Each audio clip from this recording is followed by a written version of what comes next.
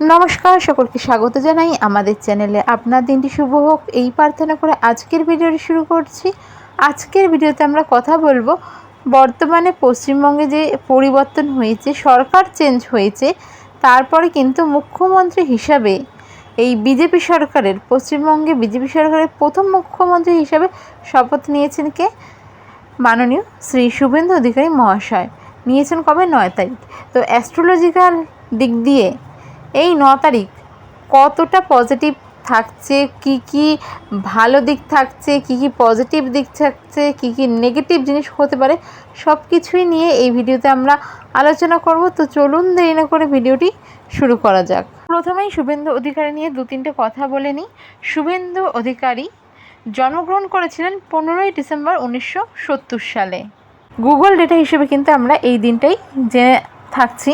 তিনি বর্তমানে ভারতীয় জনতা পার্টির মুখ্যমন্ত্রী, পশ্চিমবঙ্গের 9তম মুখ্যমন্ত্রী। এর আগে কিন্তু তিনি ছিলেন তৃণমূল কংগ্রেসে, যার সরকার বর্তমানে জাস্ট পতন ঘটলো, অর্থাৎ বদল হলো এবং এই নতুন সরকার গঠন হলো।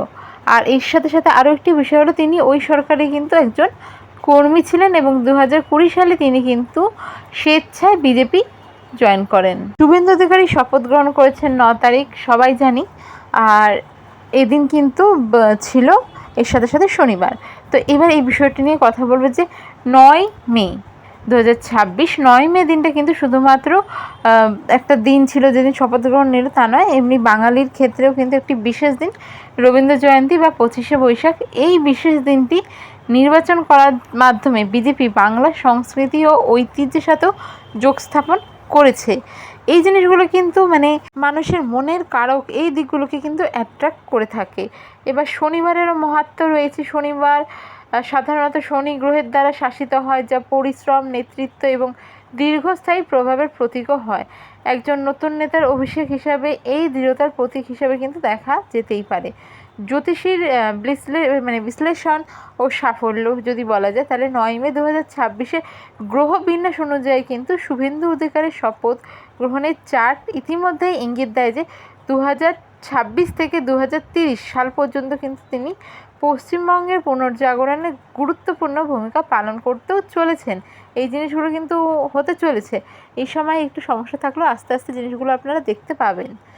আর এই দিনটি শুভ ছিল খুবই, উভয়চারী যোগ ছিল এই দিন, যা একাধিক রাশির জন্যও ভালো ছিল এবং অর্থ বৃদ্ধির ইঙ্গিত দেয়। তো এটা কিন্তু রাজ্যের জন্য একটা ভালো ইঙ্গিত।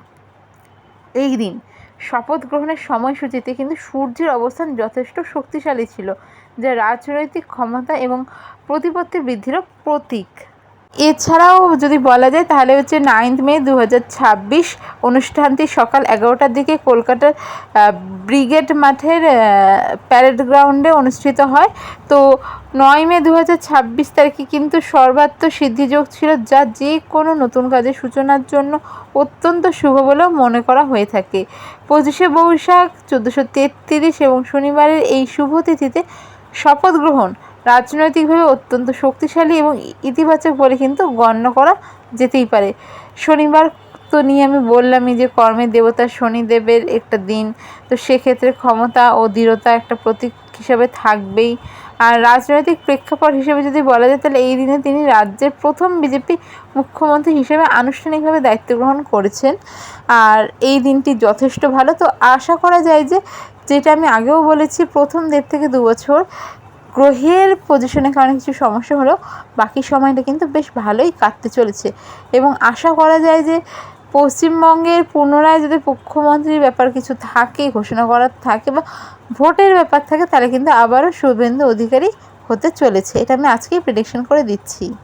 অর্থাৎ পরবর্তী সময়ের জন্য মুখ্যমন্ত্রী কিন্তু শুভেন্দু অধিকারী হচ্ছে, আমার প্রেডিকশন তাই বলছে। আর শুভেন্দু অধিকারী আমাদের পশ্চিমবঙ্গের 9তম মুখ্যমন্ত্রী এবং শপথও নিয়েছেন 9 তারিখ। 9 এনার্জি কিন্তু মার্সের, মঙ্গলের।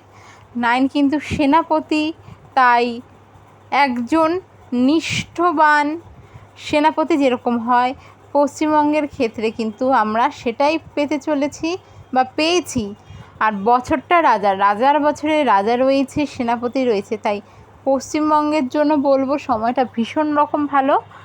একটু ওয়েট করুন, দেখুন, একটা সরকার চেঞ্জ হয়েছে, যেটা হচ্ছে মানে অ্যাস্ট্রোলজিক্যালি দিক থেকে বাইরে আমি বেরিয়ে জিনিসটা বলছি, এবং অ্যাস্ট্রোলজিক্যালি দেখতে গেলে জিনিসটা যে কি হচ্ছে, সব কাজই র্যাপিড স্পিডে হবে। তবে এই প্রথম একটা মাসের জন্য মনে হবে যে যেরকম বলেছিল সেরকম হচ্ছে কি না, বা এই জিনিসগুলো হবে। কারণ রাহু কিন্তু একটা সিম্বল হিসাবে দেখানো হয় বা দেখানো হয়, যেটা যার ধর নেই, শুধু মস্তিষ্ক রয়েছে, মুন্ডু রয়েছে, যেটা আমরা বলে থাকি। এবার যা হবে সেটার এফেক্টও পড়বে মাথা দিয়েই ভাবা, মাথা দিয়ে কেন হচ্ছে না, কি হচ্ছে না, এই জিনিসগুলো মানে পজিশন যেটা এখন আছে সেটাও কিন্তু অ্যাস্ট্রোলজিক্যালি যদি দেখতে যাই এরকম একটা সিচুয়েশন আমরা পাবো। তো এই সময় যদি বলা যায়, এই যে বছরটায় আমাদের সরকার চেঞ্জ হয়েছে বা কিছু, প্রত্যেকটা দিক থেকে ভারতীয় জনতা পার্টির জন্য কিন্তু পজিটিভ দিকটা খুব বেশি পরিমাণে রয়েছে।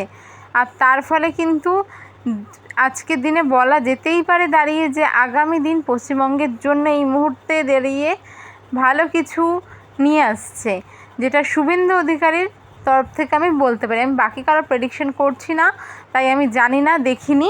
তবে শুভেন্দু অধিকারীর দিক থেকে যদি দেখা যায় এবং সিএম হিসাবে, মুখ্যমন্ত্রী হিসাবে তিনি যদি জিনিসগুলোকে পুরোপুরি নিজের কন্ট্রোলে রাখতে পারেন, বেশ ভালো সময় পশ্চিমবঙ্গবাসীর জন্য, তো অবশ্যই ভারতীয় জনতা পার্টির জন্যও, যারা পশ্চিমবঙ্গের রয়েছে, পশ্চিমবঙ্গের অর্থাৎ বঙ্গের বিজেপির জন্য।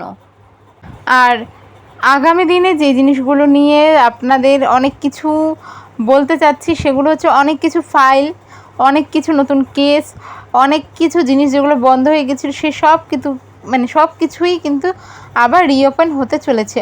অনেক কিছু আমরা এমন জানবো, অনেক কিছু আমরা এমন তথ্যও পাবো। তবে এই সময়টাই কিন্তু পশ্চিমবঙ্গের ক্ষেত্রে নেতা মন্ত্রীদের ক্ষেত্রে কিন্তু খুব যে একটা ভালো সময় তা নয়। মোটামুটি জুন মাসের মাঝামাঝি সময় পর্যন্ত কিন্তু পশ্চিমবঙ্গের জন্য খুব বেশি একটা ভালো সময় থাকছে না, বিশেষ করে নেতা মন্ত্রীর হেলথের জন্য বা নেতা মন্ত্রীদের জন্য। আর আমরা এই জিনিসটা দেখেও ফেলেছি। আমি এই যে জিনিসটা বললাম, এটা কিন্তু আমার হিসাব অনুযায়ী 1 মে থেকে শুরু হয়ে গেছিলো। আর আমরা শুভেন্দু অধিকারী পিএকে খুন হতে দেখলাম, এবং এটা যে এমন নয় এখানেই শেষ, আগামী জুন মাস পর্যন্ত কিন্তু বড় কোনো নিউজ আসতে পারে।